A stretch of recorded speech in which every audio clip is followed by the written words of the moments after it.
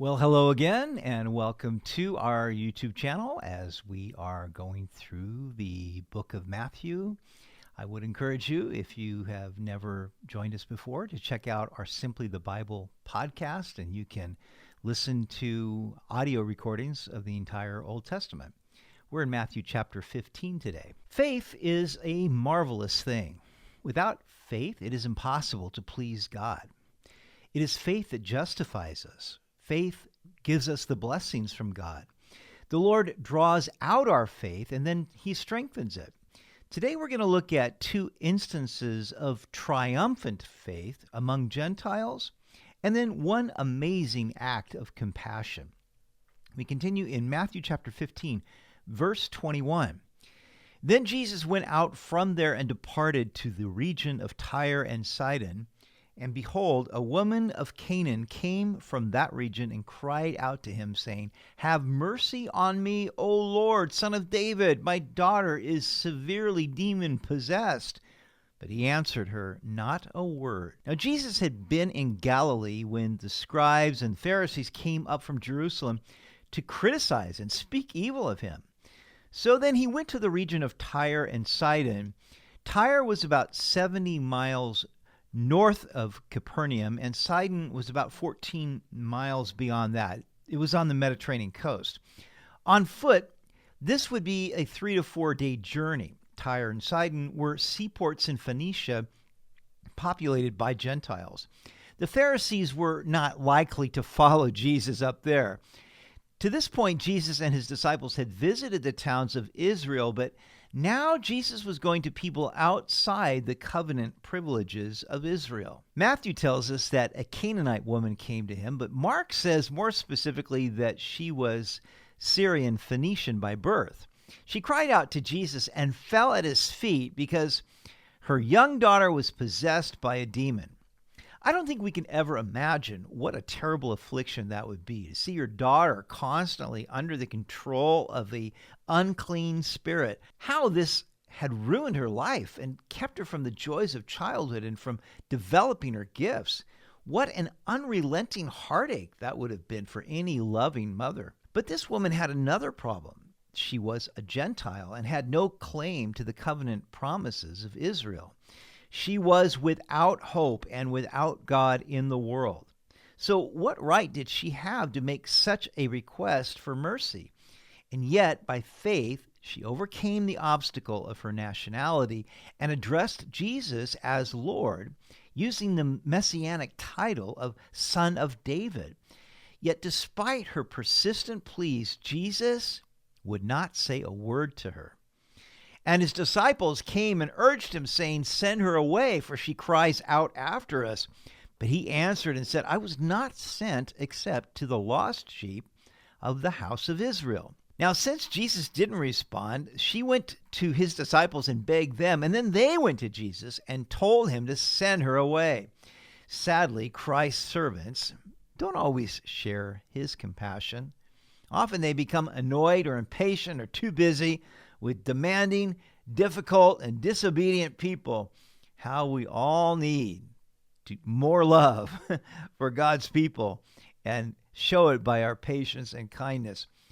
Jesus replied to his disciples that he was sent to the lost sheep of Israel. The gospel was first preached to the Jews, but later Jesus told his disciples that they would be his witnesses in Jerusalem, Judea, Samaria, and to the end of the earth. Then she came and worshipped him, saying, "Lord, help me." Now, even the cold shoulders of the disciples could not discourage this woman. She came and worshipped Jesus, falling at his feet and saying, "Lord, help me." She appealed to his compassion, and that's always a good way to appeal to the Lord. But he answered and said, "It is not good to take the children's bread and throw it to the little dogs." Now, such a response would have offended some, but the Greeks have two words for dog. One was for the wild scavenger dogs. That's the word Jesus used in Matthew 7:6 when he said, "Do not give what is holy to the dogs." But the word Jesus used here referred to a little pet dog or puppy, a lap dog. His point was, just as you wouldn't take your child's food and give it to your lapdog, he shouldn't take the food that was set aside for the Jews and give it to the Gentiles. And she said, "Yes, Lord, but even the little dogs eat the crumbs which fall from their master's table." Rather than taking offense at what Jesus said, she picked up on the metaphor. She wasn't asking to take the children's bread away from them. She just wanted a few crumbs that fell from the table. And Jesus answered and said to her, "O woman, great is your faith. Let it be to you as you desire." And her daughter was healed from that very hour. This Gentile woman prevailed with the Lord because of her faith, and Jesus commended her for it. We may wonder why Jesus delayed in answering her prayer. Didn't he know what he was going to do from the beginning? Of course. But Jesus always draws out our faith. He perceived that she had an overcoming faith. The obstacles were real, but he didn't remove them because he knew that these very obstacles would make her faith stronger. Therefore, he led her on from faith to faith until she overcame all obstacles and all opposition and received the blessing. Do we understand this lesson? Do we see how God allows difficulties in our lives for a higher and better purpose? Do we see that when we pray and God is silent, that his delays are not denials? Do we persist in faith and prayer? Do we see that as we continue to pray and persevere, God is forming a great and triumphant faith in us? These are the rich lessons we glean from this Gentile woman. Jesus departed from there, skirted the Sea of Galilee, and went up on the mountain and sat down there. Now, Mark tells us Jesus came to the region of the Decapolis. This consisted of 10 cities that were authorized by Rome to mint their own coins, run their own courts, and have their own armies. This area was mostly inhabited by Gentiles. Jesus sat down on a mountain among Gentiles. He was there. Now, that seems obvious, but he made time for them. Likewise, the people that I see God using are the ones who are just there. If we would win souls for Jesus, then we must be among those souls, making time for them, knowing and loving them, and not judging them. Verse 30, then great multitudes came to him, having with them the lame, blind, mute, maimed, and many others, and they laid them down at Jesus' feet, and he healed them. So the multitude marveled when they saw the mute speaking, the maimed made whole, the lame walking, and the blind seeing, and they glorified the God of Israel. Great crowds came to Jesus, and they brought the lame, blind, mute, maimed, and many others. They believed that Jesus had the power and the will to heal them, and he did. This caused the multitude to marvel and glorify the God of Israel. Do we have such faith in the power and the willingness of Jesus to answer our prayers? You know, he is the same yesterday, today, and forever. Through his death and resurrection, we have been given access to the throne of grace. Are we so faithful to bring our loved ones to Jesus in prayer? Do we cast all our cares on him, expecting him to do something? Now, Jesus called his disciples to himself and said, I have compassion on the multitude because they have now continued with me 3 days and have nothing to eat. And I do not want to send them away hungry lest they faint on the way. After 3 days of ministry, Jesus called a staff meeting with his disciples. I have compassion on the multitude because they have nothing to eat. Once again, Jesus could not shut up his heart when he saw true human need. These people could have gone home at the end of the first day, but they stayed for 3 days listening to Jesus until their food was gone. Jesus didn't want them to faint on the way home or their little ones to cry with hunger pangs. We are told often in the Gospels of the compassion of Jesus. The Greek word means to be moved in the deepest part of one's being.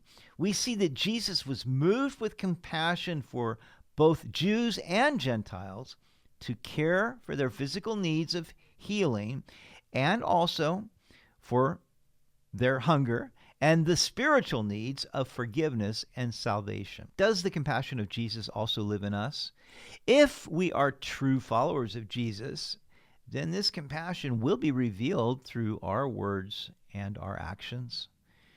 Then his disciples said to him, "Where could we get enough bread in the wilderness to fill such a great multitude?" Jesus said to them, "How many loaves do you have?" And they said, 7 and a few little fish. Why did they say this? Didn't they remember how Jesus fed the 5,000? Did they think that he wouldn't do the same for the Gentiles as he had done for the Jews? The disciples judged the situation by the resources they could see.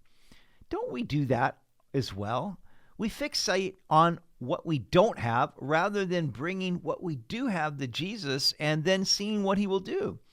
As with the feeding of the 5,000, we see that it did not really matter how much they had, but that they put everything into Jesus' hands. And what about us? What do we give to him? Are we willing to place all our time, talent, treasure, and influence into his hands and then let him use us and multiply those things as he will? So he commanded the multitude to sit down on the ground, and he took the 7 loaves and the fish and gave thanks, broke them, and gave them to his disciples, and the disciples gave it to the multitude. So they all ate and were filled, and they took up 7 large baskets full of fragments that were left. Now those who ate were 4,000 men plus women and children, and he sent away the multitude, got into the boat, and came to the region of Magdala. Now Matthew records a nearly identical miracle among the Gentiles as Jesus had done among the Jews. When Jesus fed the 5,000, there were 12 small baskets left over, but now 7 large baskets were left over.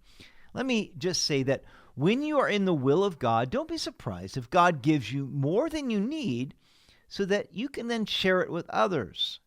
He has given us an example, and he has provided us with the resources we need so that we may follow in his steps. He shows us his compassion so that we may share it with others. Do the people we know see that compassion living and working in us? Well, that is our session today, and we will continue next time as we're going through Matthew.